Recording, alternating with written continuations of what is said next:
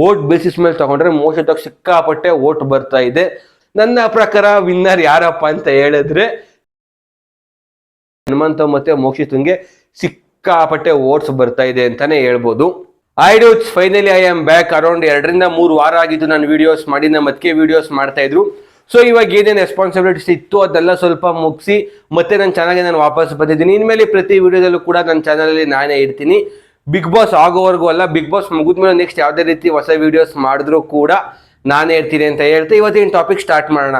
So ಇವತ್ತಿನ topic ಏನಪ್ಪಾ ಅಂತ ಹೇಳಿದ್ರೆ, ಬಿಗ್ ಬಾಸ್ ಮನೇಲಿ ಟ್ರೋಫಿ ಗೆಲ್ಲಕ್ಕೆ ಯಾರ್ಯಾರು ಏನೇನು ಅರ್ಹತೆ ಇದೆ, 6 ಜನದ ಪಾಸಿಟಿವ್ಸ್ ಏನು, ನೆಗೆಟಿವ್ಸ್ ಏನು, ಮತ್ತೆ ಗೆಲ್ಲೋ ಪ್ರಾಬಬಿಲಿಟಿ ಜಾಸ್ತಿ ಯಾರಿಗಿರುತ್ತೆ, ಮತ್ತೆ ಟಾಪ್ 2 ಅಂಡ್ ಟಾಪ್ 3 ಯಾರ್ಯಾರು ಬರ್ತಾರೆ, ಪ್ರತಿಯೊಂದು ಈ ವಿಡಿಯೋದಲ್ಲಿ ಡಿಸ್ಕಸ್ ಮಾಡೋಣ. ಇದು ಲ್ಯಾಗ್ ಮಾಡಿದ್ರೆ ನಾನು ಶಾರ್ಟ್ ಅಂಡ್ ಸಿಂಪಲ್ ಆಗಿ ಮುಗಿಸ್ತೀನಿ ಈ ವಿಡಿಯೋನ. ಸೊ ಫಸ್ಟ್ ತ್ರಿವಿಕ್ರಮ್ ಬಗ್ಗೆ ಮಾತಾಡೋದಾದ್ರೆ, ತ್ರಿವಿಕ್ರಮ್ದು ಪಾಸಿಟಿವ್ಸ್ ಏನಪ್ಪ ಈ ಮನೇಲಿ ಅಂದ್ರೆ ಕ್ಯಾರೆಕ್ಟರ್. ಸೊ ಜನಕ್ಕೆ ಜಸ್ಟ್ ಟಾಸ್ಕ್ ಎಂಟರ್ಟೈನ್ಮೆಂಟ್ ಅನ್ನೋದಲ್ಲದೆ ಬಿಟ್ಟು ಒಂದು ಕ್ಯಾರೆಕ್ಟರ್ ಅಂತ ಜನರದ್ದು ಮನಸ್ಸಲ್ಲಿ ಫಿಕ್ಸ್ ಆಗಬೇಕು. ಅದು ತ್ರಿವಿಕ್ರಮ್ ಬಗ್ಗೆ ಪ್ರತಿಯೊಬ್ಬರಿಗೂ ಕೂಡ ಪಾಸಿಟಿವ್ ಆಗಿ ಫಿಕ್ಸ್ ಆಗಿದೆ.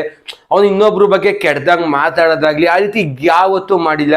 ಅನ್ನೆಸೆಸರಿ ಜಗಳ, ಈಗ ಬೇಡದೇ ಇರೋ ವಿಷಯ ಎಲ್ಲ ಮಾತಾಡೋದು ಆ ಥರ ಯಾವತ್ತೂ ಮಾಡಿಲ್ಲ. ಒಂದು ಗತ್ತು ಗಾಂಭೀರ್ಯ ಮೇಂಟೈನ್ ಮಾಡ್ಕೊಂಡ್ ಬಂದವ್ರೆ.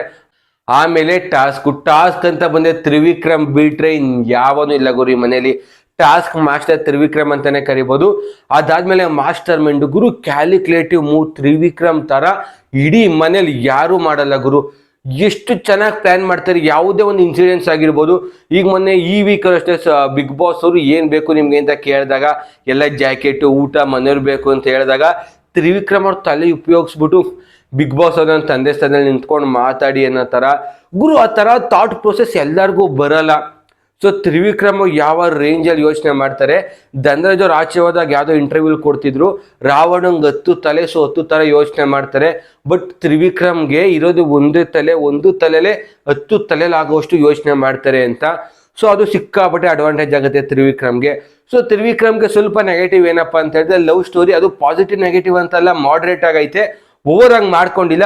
ಬಟ್ ಅದೇ ಸ್ಥಳದಲ್ಲಿ ಭವ್ಯವ್ರ ಹತ್ರ ಲಾಸ್ಟ್ ವೀಕ್ ನಡ್ಕೊಂಡಿದ್ದ ರೀತಿ ಆಗಿರ್ಬೋದು, ಯೂಸ್ ಮಾಡಿದ ವರ್ಡ್ಸ್ ಆಗಿರ್ಬೋದು, ಅದೆಲ್ಲ ಒಂದು 5% ಬ್ಯಾಕ್ ಡ್ರಾಪ್ ಆಗುತ್ತೆ ಅಂತ ಹೇಳ್ತೀನಿ. ಅದು ಬಿಟ್ರೆ ತ್ರಿವಿಕ್ರಮ್ ಅವ್ರ ಗ್ರಾಫ್ ಯಾವತ್ತೂ ಕೆಳಗೆ ಇಳದೇ ಇಲ್ಲ. ಪ್ರತಿದಿನ ಫಿನಿಕ್ಸ್ ತರ ಮೇಲೆ ಏರ್ತಾನೆ ಇದೆ ಅಂತಾನೆ ಹೇಳ್ಬೋದು. ಇದನ್ನ ಬಿಟ್ರೆ ನಮ್ಮ ಹನುಮಂತಣ್ಣಂಗೆ ಬರೋಣ. ಹನುಮಂತಣ್ಣನ ಪಾಸಿಟಿವ್ ಏನಪ್ಪಾ ಅಂದ್ರೆ ಒಂದು ಇನ್ನೋಸೆಂಟು ಮತ್ತೆ ಮುಗ್ಧತೆ ಅಂಡ್ ಒಳ್ಳೆಯವನು ಅನ್ನೋದು ಸಿಕ್ಕಾಪಟ್ಟೆ ಹನುಮಂತಂಗೆ ಪಾಸಿಟಿವ್. ಈಗ ಜನ ಮನ್ಸಲ್ಲಿ ಏನ್ ಬರುತ್ತೆ, ಪಾಪ ಗುರು ಬಡವ ಗೆಲ್ಲಿ, ಒಳ್ಳೆಯವನು ಗೆಲ್ಲಿ ಬಿಡು.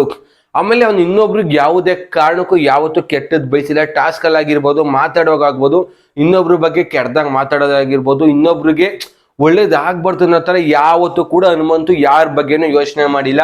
ಆಮೇಲೆ ಎಂಟರ್ಟೈನ್ಮೆಂಟ್ ಅಂದ್ರೆ ಹನುಮಂತು ಗುರು ಸಾಂಗ್ಸ್ ಸಕ್ಕತ್ತಾಗಿರ್ತೇನೆ ಸಿಚುಯೇಷನ್ ತಕ್ಕಂಗೆ.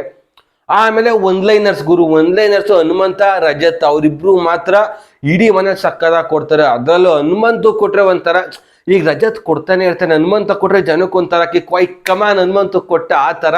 ಸೊ ಹನುಮಂತು ಸಿಕ್ಕಾಪಟ್ಟೆ ಅಡ್ವಾಂಟೇಜ್ ಆಗುತ್ತೆ. ಅದು ಡಿಸ್ಅಡ್ವಾಂಟೇಜ್ ಏನಪ್ಪಾ ಅಂದ್ರೆ ಹನುಮಂತಂದು ಆಕ್ಟಿಂಗ್ ಸ್ಕಿಲ್ಸು. ಏನ್ ಆಕ್ಟಿಂಗ್ ಸ್ಕಿಲ್ಸು ಅಂದ್ರೆ ಹನುಮಂತ ವಾರ ಪೂರ್ತಿ ಆರಾಮಾಗಿ ಮಾತಾಡ್ತಿರ್ತಾನೆ.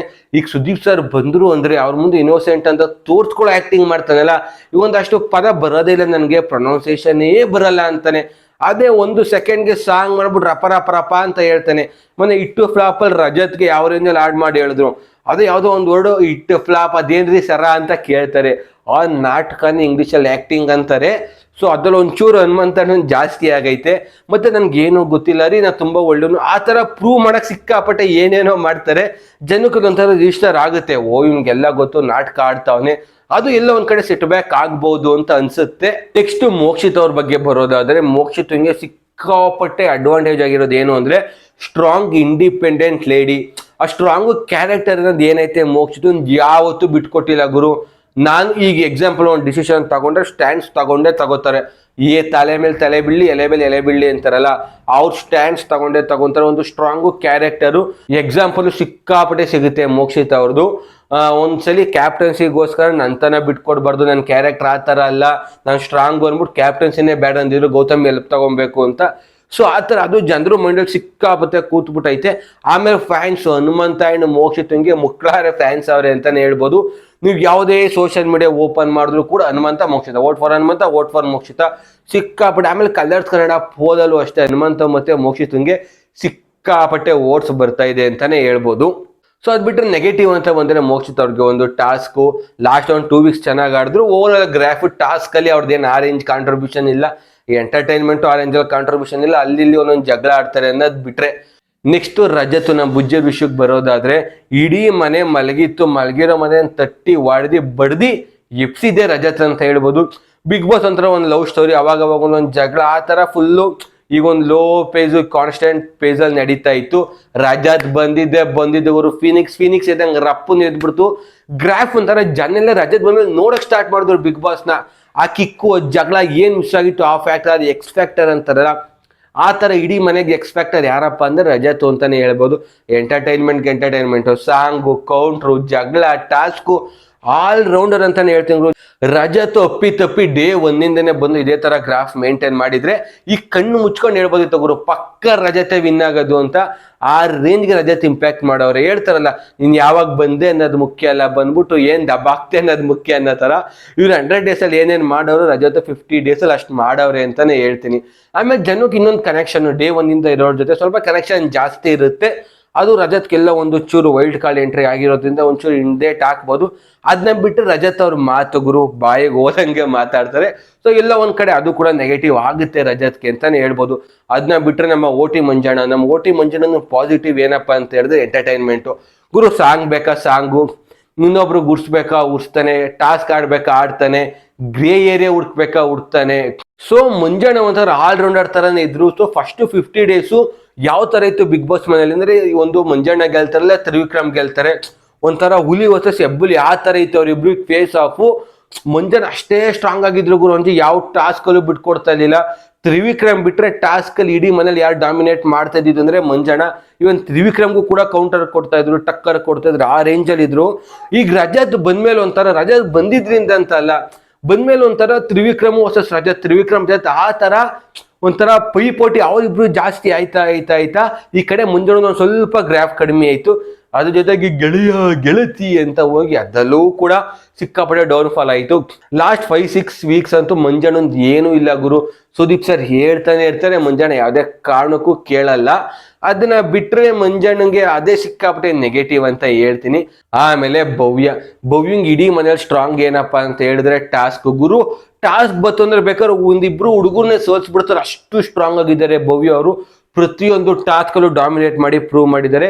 ಈ ಸೀಸನ್ ಅಲ್ಲಿ ಬಿಗ್ ಬಾಸ್ ಮನೆಯಲ್ಲಿ ಹುಡುಗಿರಲ್ಲಿ ಕಿಚ್ಚನ ಚಪ್ಪಾಳೆ ಏಕೈಕ ತಗೊಂಡಿರೋರು ಯಾರಪ್ಪ ಅಂದ್ರೆ ಹುಡುಗಿರಲ್ಲಿ ಭವ್ಯ ಮಾತ್ರ ಗುರು. ಟಾಸ್ಕ್ ಅಲ್ಲಿ ಆರೆಂಜಲ್ ಡಾಮಿನೆನ್ಸ್ ಇರುತ್ತೆ ಅವ್ರದ್ದು. ಅದ್ರ ಜೊತೆ ಲವ್ ಸ್ಟೋರಿ ಕೂಡ ಸಿಕ್ಕಾಪಟ್ಟೆ ಹೆಲ್ಪ್ ಆಗೈತೆ ಅವ್ರಿಗೆ, ಕಾಂಟ್ರಿಬ್ಯೂಟ್ ಮಾಡಿದೆ ಯಾರ ಜರ್ನಿಲಿ ಅಂತಾನೆ ಹೇಳ್ತೀನಿ. ಅದು ಬಿಟ್ರೆ ಇಂಡಿಪೆಂಡೆಂಟ್ ವುಮೆನ್ ಆ ತರ ಸಿಕ್ಕಾಪಟ್ಟೆ ಈಗ ಮೋಕ್ಷಿತ ಭವ್ಯ ಅವ್ರಿಗೆಲ್ಲ ಅದೇ ತರ ಗುರು. Independent women, strong women like ಆ ತರ ಪೋಟ್ರಿ ಆಗ್ತಾ ಇದೆ ಹೊರಗಡೆ. ಅದನ್ನ ಬಿಟ್ರೆ ಭವ್ಯ ನೆಗೆಟಿವ್ ಏನಪ್ಪಾ ಅಂತ ಹೇಳಿದ್ರೆ, ತ್ರಿವಿಕ್ರಮ್ ಅವ್ರ ಹತ್ರ ಇಲಿ ತರ ಇರ್ತಾರೆ, ಬೇರೆಯವ್ರ ಹತ್ರ ಹುಲಿ ತರ ಇರ್ತಾರೆ, ಸಿಕ್ಕಾಪಟ್ಟೆ ಬೈದು ಹಾಕ್ಬಿಡ್ತಾರೆ. ಒಂದ್ಸಲಿ ನಮ್ಗೆ ಇರಿಟೇಟ್ ಅನ್ಸ್ಬಿಡ್ಬೇಕು, ಆ ರೇಂಜ್ಗೆ ಆಡ್ತಾರೆ. ಇದೇನ್ ಹಿಂಗ್ ಮಾತಾಡ್ತಾಳೆ ಭವ್ಯ, ತಲೆ ಬುಡ ಇಲ್ದೇ ಇರೋ ತರ ಒಂಥರ ಓವರಾಗಿ ಮಾತಾಡ್ಬಿಡ್ತಾರೆ ಒಂದೊಂದ್ಸರಿ. ಅದನ್ನ ಬಿಟ್ರೆ ಎಂಟರ್ಟೈನ್ಮೆಂಟ್ ಫ್ಯಾಕ್ಟರ್ ಸಿಕ್ಕಾಪಟ್ಟೆ ಕಮ್ಮಿ ಭವ್ಯವ್ರ ಕಡೆಯಿಂದನೂ ಅಂತಾನೆ ಹೇಳ್ತೀನಿ. ಸೊ ಇಷ್ಟು ಪ್ರತಿಯೊಬ್ಬರದು ಪಾಸಿಟಿವ್ ಮತ್ತೆ ನೆಗೆಟಿವ್. ಸೊ ನನ್ನ ಪ್ರಕಾರ ಟಾಪ್ 3 ಯಾರಪ್ಪ ಅಂದ್ರೆ, ನನ್ನ ಪ್ರಕಾರ ಗುರು ಟಾಪ್ 2 ಒಂದು ತ್ರಿವಿಕ್ರಮ್ ಇರ್ತಾನೆ, ಮತ್ತೆ ಹನುಮಂತ ಪಕ್ಕ ಇದ್ದೇ ಇರ್ತಾರೆ ಲೆಫ್ಟ್ ಹ್ಯಾಂಡ್ ರೈಟ್ ಹ್ಯಾಂಡ್ ಅಲ್ಲಿ. ಅದನ್ನ ಬಿಟ್ರೆ 3ನೇ ಪ್ಲೇಸ್ಗೆ ನನ್ನ ಪ್ರಕಾರ ಮೋಕ್ಷಿತ ಬರ್ಬೋದು. ವೋಟ್ ಬೇಸಿಸ್ ಮೇಲೆ ತಗೊಂಡ್ರೆ ಮೋಕ್ಷಿತ ಸಿಕ್ಕಾಪಟ್ಟೆ ವೋಟ್ ಬರ್ತಾ ಇದೆ. ಸೊ ಅವ್ರು ಆಡಿರೋ ಗೇಮ್ ಪ್ರಕಾರ ತಗೋಬೇಕು ಅಂದ್ರೆ ಐದರ್ ರಜತ್ ಇರ್ತಾರೆ, ಇಲ್ಲ ಮಂಜಣ್ಣ ಇರ್ತಾರೆ. ನನ್ನ ಪ್ರಕಾರ ರಜತ್ ವೈಲ್ಡ್ ಕಾರ್ಡ್ ಅಲ್ವಾ, ಸ್ವಲ್ಪ ಬೇಗ ಕಳಿಸ್ತಾರೆ ಅನ್ಸುತ್ತೆ. ನನ್ನ ಪ್ರಕಾರ ಟಾಪ್ 3 ಹನುಮಂತು ಮತ್ತೆ Trivikram left hand right hand.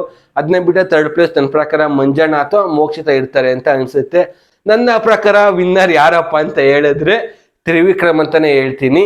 ಯಾಕೆಂದ್ರೆ ಈಗ ಇನ್ ಕೇಸ್ ಹನುಮಂತನ್ ವಿನ್ ಮಾಡಿಸ್ಬಿಟ್ರು ಅಂದ್ರೆ ನೆಕ್ಸ್ಟ್ ಬರೋರು ಯಾರು ನೀವು ಟಾಸ್ಕ್ ಚೆನ್ನಾಗಿ ಆಡ್ಬೇಕು ಅಂತ ಇಲ್ಲ, ಜಗಳ ಆಡ್ಬೇಕು ಅಂತ ಇಲ್ಲ.